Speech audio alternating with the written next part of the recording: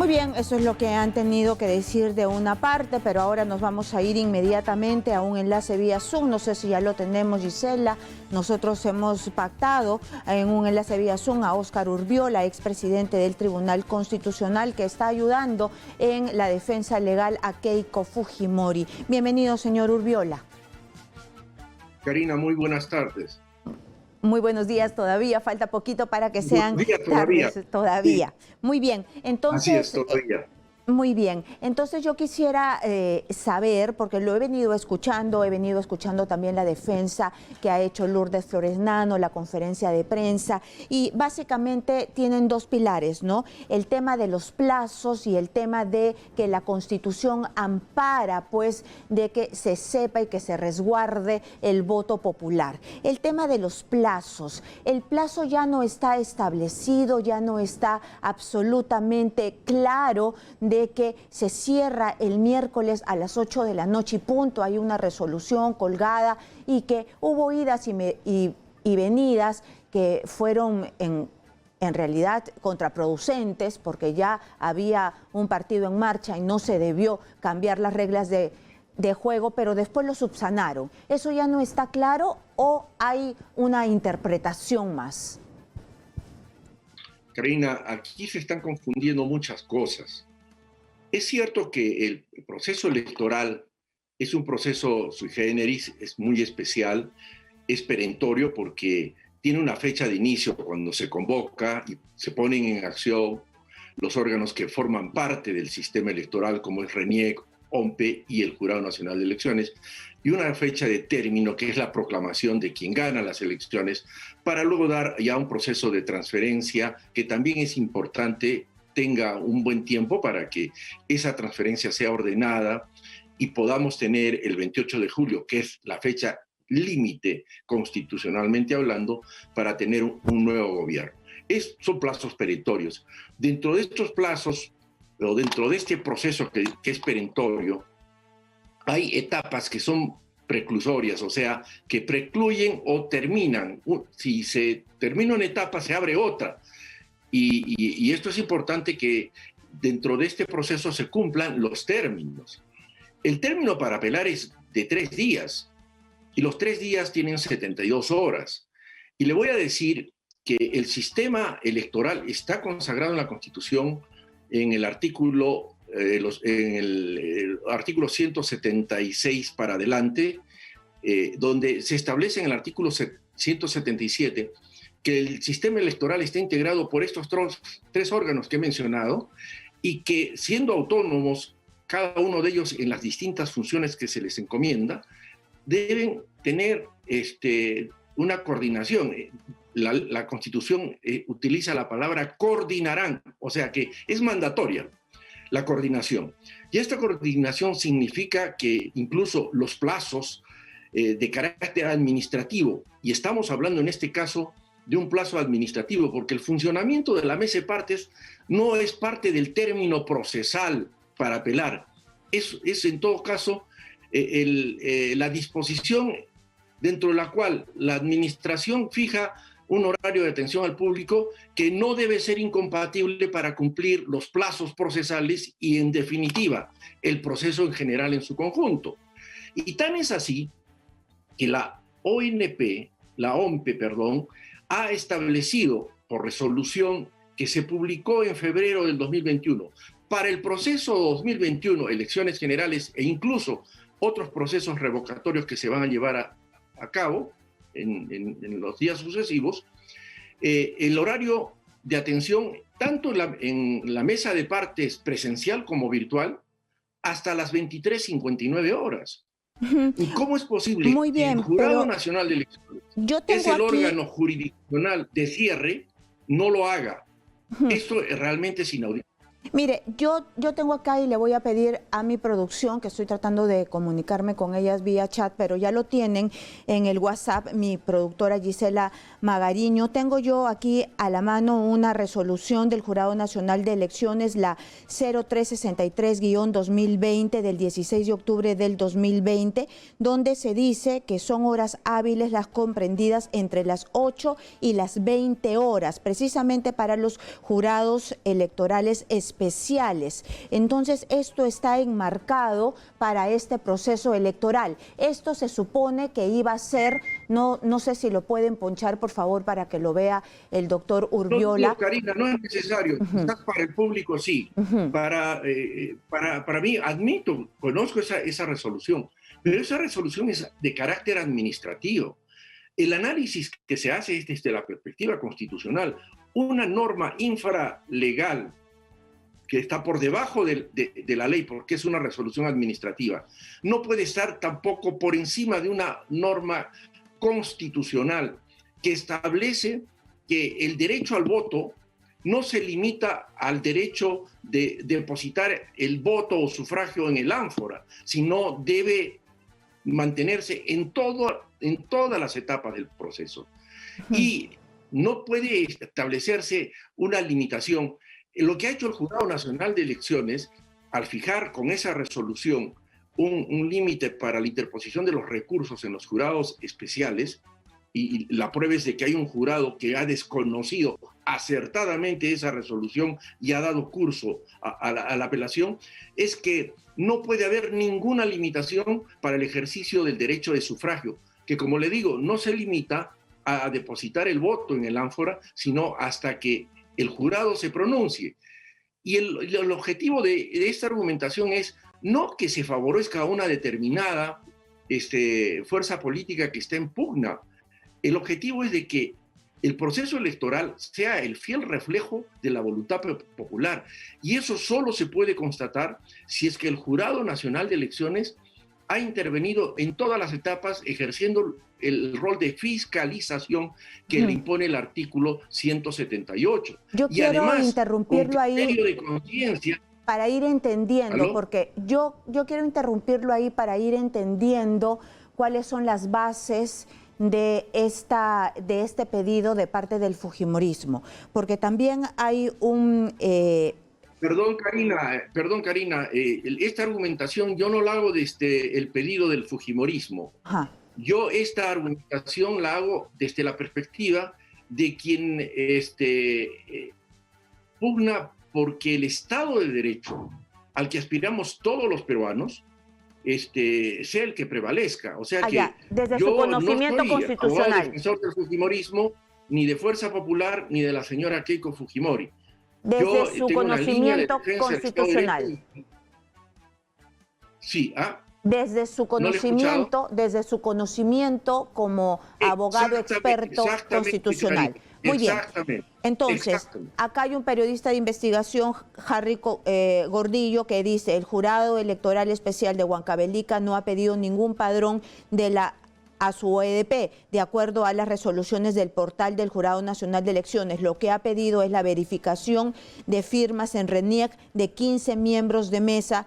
Siguen las mentiras, dice.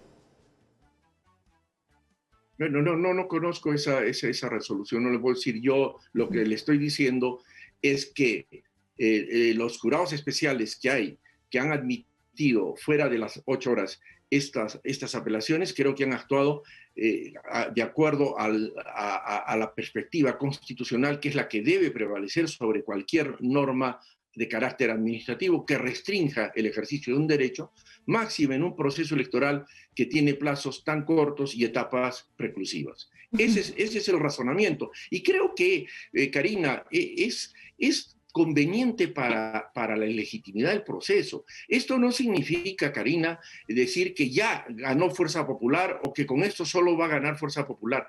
Creo que no sería bueno que este proceso termine con un velo de sospecha, de incógnita, donde no se haya pronunciado el Jurado Nacional de Elecciones. Lo importante sería, y yo creo que el jurado debe estar reflexionando en el sentido de que es mejor pronunciarse, y si las tiene que desestimar, que las desestime, pero que no recorte el ejercicio de interponer una apelación dentro de los 3 días que establece la ley, no un reglamento, sino la ley, para poder interponer una reclamación, y no dentro de los 2 días y 20 horas. Ese es el sentido de la reclamación. Por otro lado, hay este otro tema relacionado a lo que quiso hacer el jurado, me parece a mí, no con mala intención, sino con un criterio abierto y yo le diré garantista de extender el plazo, que no lo podía hacer, pero lo hizo, y eso generó consecuencias. Ese es otro tema, para que vea que en los procesos electorales es conveniente ser mucho más garantista, más abierto, sin violar la ley, pero persiguiendo el objetivo de que se cumpla la voluntad popular de manera exacta. Y eso solamente lo declara el Jurado Nacional de Elecciones en última y definitiva instancia. Y todos los peruanos estamos obligados a acatar lo que tenga que decir el Jurado Nacional de Elecciones cuando dicte la resolución dando a conocer su veredicto final sobre estas elecciones y quién es el ganador que tendrá derecho Doctor, a yo asumir la estoy presidencia de la República absolutamente el 28 de julio. Y de eso es lo que acuerdo con aspiramos todos los usted. peruanos. Estoy de acuerdo con usted de que ellos abrieron la caja de Pandora porque ellos han puesto este tema en debate. Ellos lo pueden hacer, lo hicieron, pero finalmente esta fue una resolución, esta fue un acuerdo que se discutió, pero nunca se aprobó, nunca se publicó No. y nunca se repartió en las partes, ¿no? Lo que se ha hecho es publicar Karina, después. Karina, El primer en los acuerdo procedimientos no se publica. electorales no pueden aplicar los criterios judiciales que incluso en los procedimientos judiciales ya están admitiendo la mesa de partes hasta las 23:59. Esta es una disposición administrativa para ver en qué horario atiende la mesa de partes y que incluso tenía su explicación en función a la necesidad de contar personal para que atiendan la mesa de partes en horarios extendidos y que ahora se ve facilitada por la existencia de un sistema informático que permite con mucha exactitud recibir los escritos a una determinada hora con indicación exacta de hora, minuto y segundo. De tal manera que esa no es una disculpa. Y por otro lado, el hecho de que el jurado ya haya amplió y después dejó sin efecto, el solo hecho de dejar sin efecto quiere decir que sí lo aprobó. Y eso significa un acto derogatorio. Y el acto derogatorio no tiene efectos retroactivos desde ninguna perspectiva del derecho penal, del derecho civil. No tiene, las disposiciones que se derogan no pueden aplicarse con carácter retroactivo, como en este caso lo quiere aplicar, y menos aclarando a través de un comunicado en Twitter de un comité técnico que no tiene nada que hacer en este caso, porque es el jurado, el pleno del Jurado Nacional de Elecciones, el que se tiene que pronunciar, porque él es el responsable de conducir el proceso electoral en esta etapa, y es el único que puede decir en definitiva qué cosa va a resolver. Yo creo que aquí, además de usurpación de funciones, hay un adelanto de opinión que es inconveniente, que generará sus consecuencias, porque un comité de asesores o técnico, como existe en el Poder Judicial, como existe en el Tribunal Constitucional, no pueden arrogarse la facultad de decir esto no sucedió, esto no. Ellos se han pasado por encima del Pleno del Jurado Nacional de Elecciones para intrometerse en un asunto que no les corresponde. En todo caso, podían haber informado a su Pleno lo que ocurrió o no ocurrió, y será el Pleno el que tendrá que tomar la decisión correspondiente. Doctor, así que yo le pido por favor que me espere un par de minutos para desagregar esto, porque usted me ha dado mucha información. El Jurado Nacional de Elecciones dice otra cosa, para que nuestro público lo entienda y esté bien seguro de lo que usted me está narrando. 2 minutos le pido y regresamos con usted después de la pausa comercial. Muy bien, estamos nosotros comunicados con Óscar Urbiola, él es ex jefe del Jurado Nacional de Elecciones y estamos viendo el tema que ha suscitado bastante controversia, que es esta ida y venida del Jurado Nacional de Elecciones. El fujimorismo dice que en realidad esto les conviene a lo que ellos quieren hacer, que es extender el plazo, y nosotros estamos tratando de analizar que si es posible o no es posible. Por eso el señor Urbiola está dándonos su opinión. Bueno, nosotros habíamos escuchado lo que nos tenía que decir. Una rectificación, por favor, una rectificación. Sí. Usted me acaba de presentar nuevamente como ex jefe del Jurado Nacional de Elecciones. no, nunca he desempeñado ese cargo. El Tribunal Constitucional, discúlpeme usted, del Tribunal Constitucional. Sí, sí, sí. Así es, así Sí, es. comprendo que es un lapsus, sí, pero es conveniente para la opinión pública, porque no vaya a ser que piensen que yo he sido jefe del Jurado Nacional de Elecciones. Muy bien, sí, con toda razón, Sí, con como toda indigna. razón, para ser totalmente transparentes en la información. Muy bien. Yo le decía, este acuerdo polémico de ida y venida del Jurado Nacional de Elecciones, que hasta este momento no nos dan la explicación de fondo, yo estoy esperando que me digan por qué dijeron que sí en un momento y después por qué retrocedieron, todavía no nos dicen, entonces todos estamos esperando que nos digan por qué.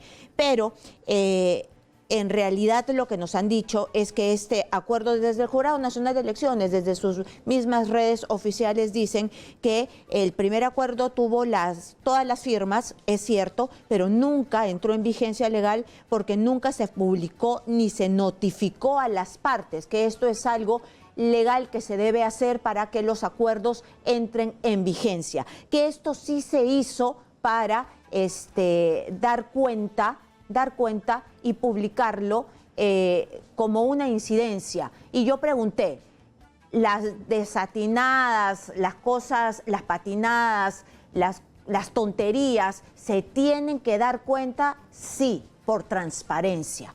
Todas las incidencias que pasan dentro del Jurado Nacional de Elecciones, del Pleno, ¿se tienen que dar cuenta? Sí, por supuesto que se tienen que dar cuenta. Muy bien, entonces, usted me hablaba de una segunda parte, que ha habido una usurpación de funciones, ¿no? Entonces yo comencé a revisar la misma data del Jurado Nacional de Elecciones del miércoles 11, que pasa toda esta ida y venida, ¿no? Entonces veo que hay un Twitter a las 8:30 de la noche del presidente del Jurado Nacional de Elecciones, que él sale a hablar de esta posición, ese es el Twitter, y la fecha es 8:30 de la noche. Él sale y dice, Jorge Luis Salas Arenas informó que se ha dejado sin efecto el acuerdo extensivo para la presentación de las solicitudes de nulidades tomada esta mañana, por lo tanto, los plazos vencieron el miércoles 9 de junio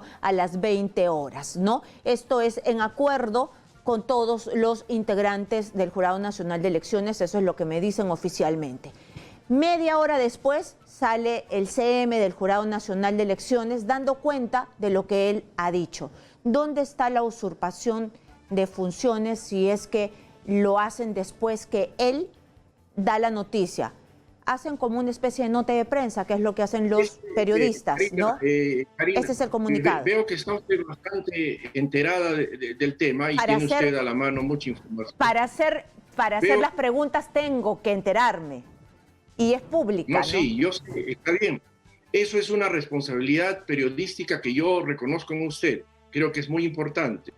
No digo de que se la están proporcionando oficiosamente, no, de ninguna manera. Veo que usted tiene información y eso significa que evidencia una responsabilidad periodística a fin de no hablar sin razón. Tiene usted documentación que probablemente yo no la tengo ahorita en este momento. El tema es, Karina, que al dejar sin efecto una decisión o un pleno, de un acuerdo de pleno, implica el reconocimiento tácito de que hubo el acuerdo. Si no, no se deja sin efecto nada. Ese es un aspecto fundamental también.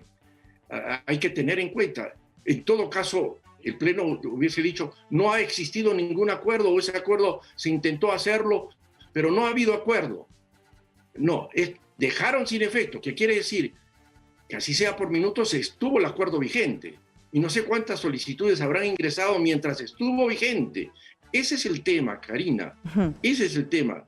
Creo que esto merece analizarlo con mayor detenimiento. Y en definitiva, Karina, es el mismo jurado el que tiene que dar solución a esto. Y nadie más. Está en manos del Jurado Nacional de Elecciones. Y el Jurado Nacional de Elecciones tiene un presidente que es el doctor Jorge Luis Salas Arenas, es un reconocido magistrado de extraordinaria gestión, tanto en el Poder Judicial, a nivel de juez superior y Corte Suprema. Es una carrera brillante. Yo no quiero empañar ni cosa por el estilo su gestión. Es más, él ha sido mi alumno en la universidad, primer puesto de la universidad, y en la Facultad de Derecho. Y yo reconozco su capacidad. Entonces, en aras de que el Jurado Nacional de Elecciones pueda actuar en este proceso, ¿no? En resguardo de la voluntad popular, sería conveniente que se aboquen a revisar todo lo que se tenga que revisar y que se pronuncien conforme a lo que aparezca ahí. Eso es importante, Karina. Muy bien, sí, aquí en la resolución que vamos a poner en este momento, efectivamente, ellos dicen que hubo el acuerdo, pero que el acuerdo no llegó a ser efectivo por lo mismo que, le repito, no fue publicado, no fue notificado. Eso de allí es importante, doctor, es importante que los acuerdos sean notificados. Ellos dicen, sí hubo un acuerdo, pero no fue notificado a las partes. ¿Es importante eso? Karina, es que sabe que acá no hay partes, Karina. La mesa de partes es una dependencia administrativa, es un medio a través del cual uno accede a la autoridad. Imagínese si en un organismo se dispone que la mesa de partes funcione hasta las 23:59. Van a notificar a todos los ciudadanos que la mesa de partes va a funcionar hasta esa hora. No es un acto procesal, es un servicio administrativo. Eso es lo importante. O sea que aquí tampoco no hay partes. Si bien hay dos Pero no están los fuerzas políticas abogados, claro, de cada partido.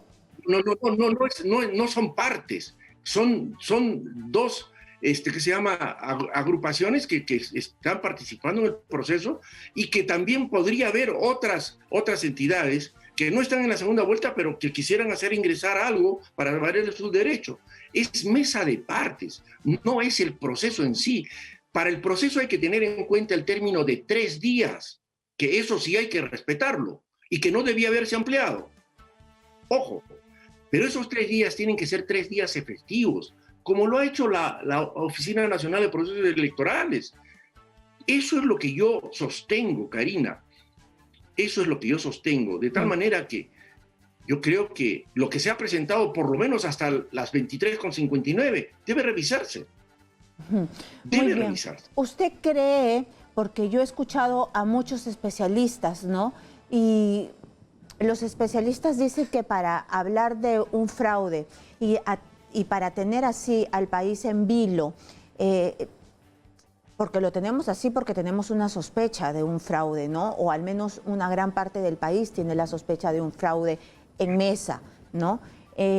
¿Hay suficiente materia prima para hablar de fraude cuando los organismos internacionales dicen que no hubo fraude, cuando una serie de expertos en materia electoral dicen que no hay fraude, que en realidad hay una muestra muy pequeña de la cual se debería hablar de incidencias y no de fraude, porque cuando se habla de fraude es algo muy enorme, ¿no? Para lo cual se está mostrando algo que es una muestra.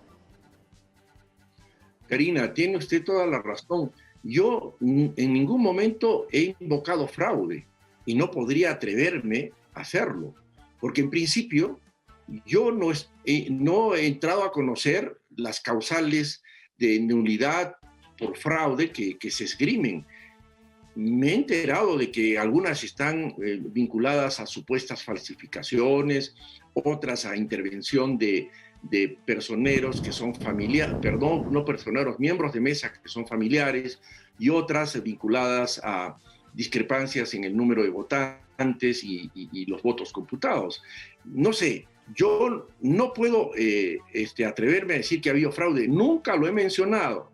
Mi participación en este caso está circunscrita al tema de que el proceso electoral debe ser lo más abierto para permitir que este proceso, dentro de los plazos perentorios que existe para realizar toda la elección, se cumplan a cabalidad, exclusivamente. Y por otra razón, este es un proceso donde no hay periodos de prueba.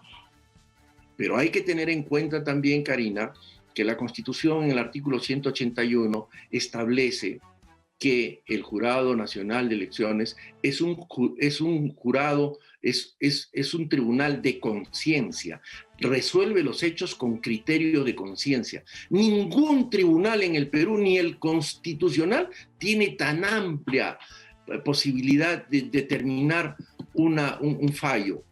¿Por qué? Porque la ley le da esa facultad a conciencia.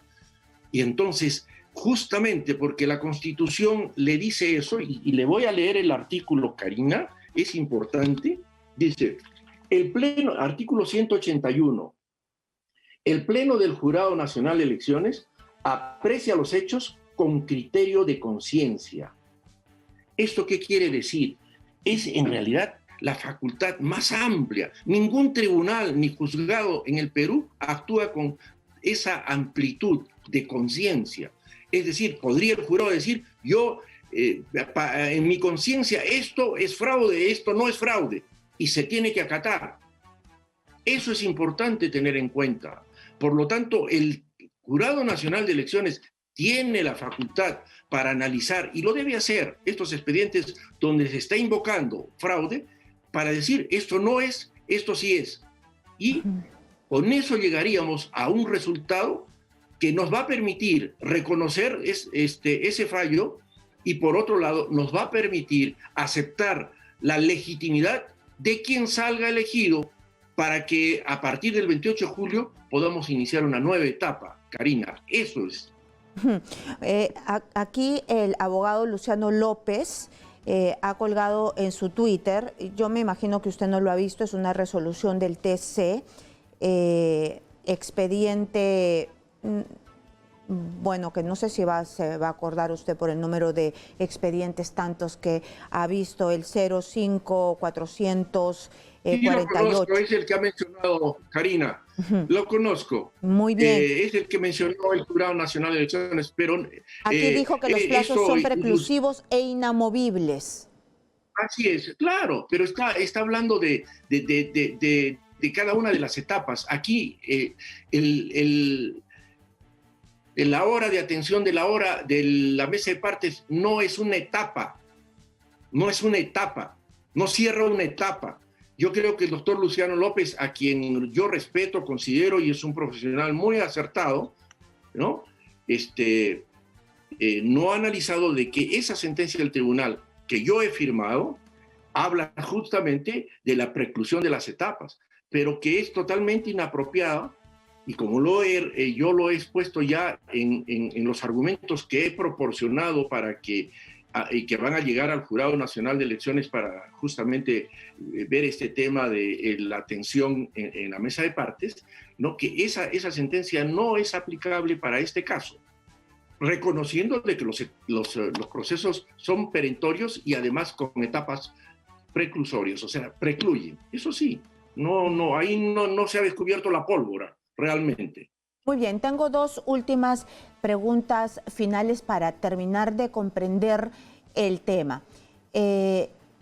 Yo lo que he escuchado, lo que he leído del tuit público del Jurado Nacional de Elecciones es que es muy importante tener en cuenta si es que se ha publicado y si es que se ha dado cuenta a las partes de este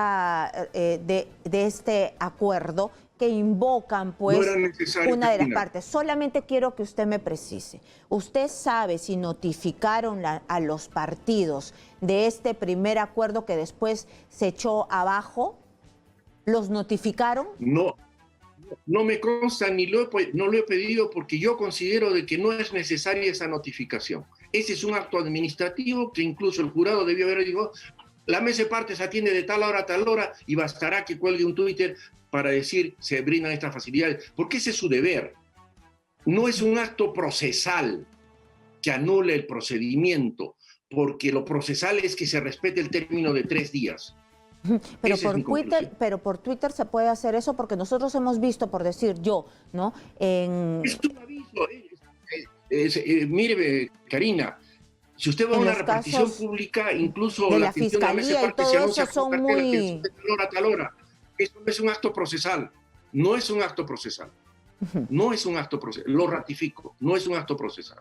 Muy bien, y una última consulta. Ayer el abogado, uno de los abogados de Fuerza Popular, el señor García Belaúnde, habló de presentar un habeas data, ¿no? Un habeas data para solicitar toda la información de la RENIEC. Ya hay voces que dicen que esto colisiona con los datos personales de los datos secretos, personales, de la intimidad de las personas. ¿Usted cree que esto es posible? ¿Se vulneran derechos constitucionales a la intimidad o no? ¿Cómo valora esto?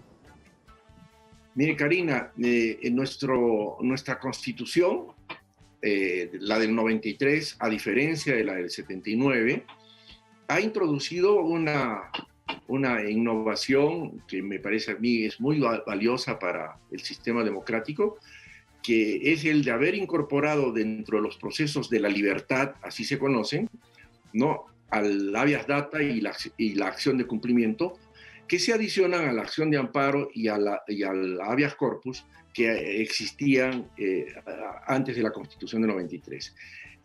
Y esto después ha sido incorporado en el Código Procesal Constitucional, que precisamente tiene a uno de sus autores, al doctor Domingo García Belaúnde, y le diré que el Código Procesal Constitucional del Perú es el primer Código Procesal Constitucional del mundo que ha facilitado mucho el ejercicio de los derechos, el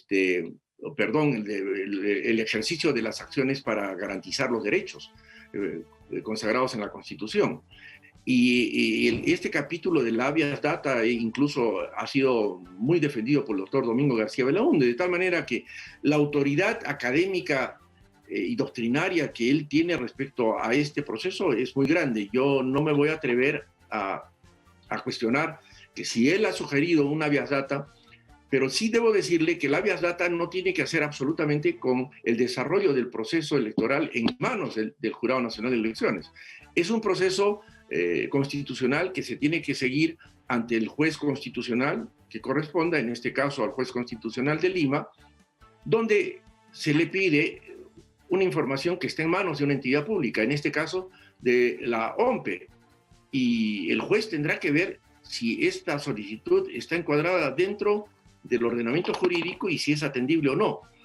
Y en todo caso, esa sentencia terminará disponiendo que entregue o no la información que está siendo solicitada, y no sé qué tipo de información pedirá, si solamente es el número del DNI u otra información, no conozco, pero en todo caso es un asunto que seguramente se lo debe preguntar al doctor Domingo García Belaúnde, que es un experto en esa materia, pero desde ya yo le puedo decir que ese es un procedimiento judicial que no tiene que ver, al menos no puede interrumpir el proceso que se sigue en la actualidad ante el Jurado Nacional de Elecciones. Muy bien, y todas estas denuncias, si es que no entran al proceso electoral y se quedan en la nebulosa y el fujimorismo quisiera llevarlas al Poder Judicial porque sigue sintiendo que hay fraude, se quedan con sus peritajes, ¿sí las puede llevar al Poder Judicial más allá del proceso electoral? Bueno, no sé si esa sea la decisión. Yo repito nuevamente que yo no soy abogado ni de la señora Keiko Fujimori ni de Fuerza Popular, menos del fujimorismo, a quien yo combatí, no solamente en las funciones que he tenido como decano del Colegio de Abogados de Arequipa, cuando exigí el retorno a la democracia. No estoy en condiciones de decir si eso lo van a hacer, pero en todo caso, y dentro de una apreciación de carácter legal, cualquier proceso que se inicie en el orden penal por supuesta comisión de delitos, por denuncia de parte o de oficio, solamente perseguirá castigar el delito que se haya cometido y no tendrá ninguna repercusión en los resultados electorales que defina el Jurado Nacional de Elecciones. Eso será en todo caso para castigar si es que hubo delito y en la medida que se apruebe el delito, pero no tendrá incidencia sobre lo que decida el Jurado Nacional de Elecciones y estableciendo un ganador. Eso no tiene ninguna incidencia. Norma Yarrow, que sí apoya al fujimorismo, ha dicho que es imposible que 4 magistrados del Jurado Nacional de Elecciones sean los únicos que determinen el destino de todos los peruanos. Pero ¿así dice nuestra Constitución o yo me equivoco? Mire, la Constitución dice que el Jurado Nacional de Elecciones está compuesto por 5 miembros. Como dice, por ejemplo, respecto al tribunal, que está compuesto por 7 miembros. Pero el hecho de que falte uno por circunstancias que no son atribuibles a la misma institución, sino a la que debía haber acreditado a unos representantes, como es el caso del Colegio de Abogados de Lima, no quiere decir que el Jurado Nacional de Elecciones queda inoperativo. Constitucionalmente tiene quórum y constitucionalmente tiene la facultad de intervenir en este proceso. Lo mismo ocurrió en el Tribunal Constitucional. Cuando el fujimorismo, por ejemplo, destituyó a 3 magistrados del Tribunal Constitucional, el tribunal se quedó con 4. Y claro, podía atender lo que podía atender con 4, que eran todos los procesos de la libertad, habeas corpus, habeas data, acción de cumplimiento, pero no podía atender, por ejemplo, las acciones de inconstitucionalidad y los procesos competenciales donde sí se exige un quórum mayor y una votación mayor, que era 5 votos, con lo cual, en cierta forma y respecto a algunos aspectos, el Tribunal Constitucional quedaba inoperativo. Lo mismo podría ocurrir en la Corte Suprema. De repente no hay los vocales o jueces supremos que establece la ley orgánica, pero el hecho de que falte uno, pero que exista quórum, no quiere decir que la Corte Suprema deje de funcionar. Es lo que ha sucedido en el Jurado Nacional de Elecciones. Tiene el quórum para poder intervenir en sus decisiones. Y el hecho de que falte uno no quiere decir que el Jurado Nacional de Elecciones quede inoperativo y lo que resuelva es nulo. No llevemos las cosas al extremo, por favor.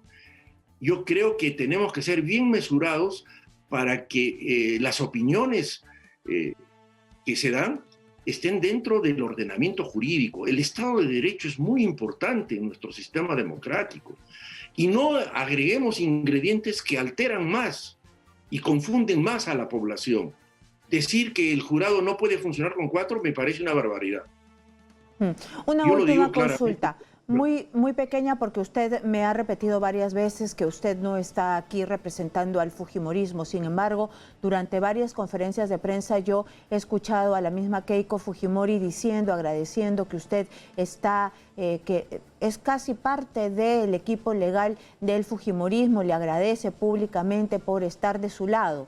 Entonces, ¿está un poco incómodo con esto? Que mi opinión, incluso la opinión que doy en los medios, la opinión que le estoy dando a usted, evidencian de que yo y el propósito que persigo es que prevalezca el Estado de Derecho, que prevalezca la Constitución.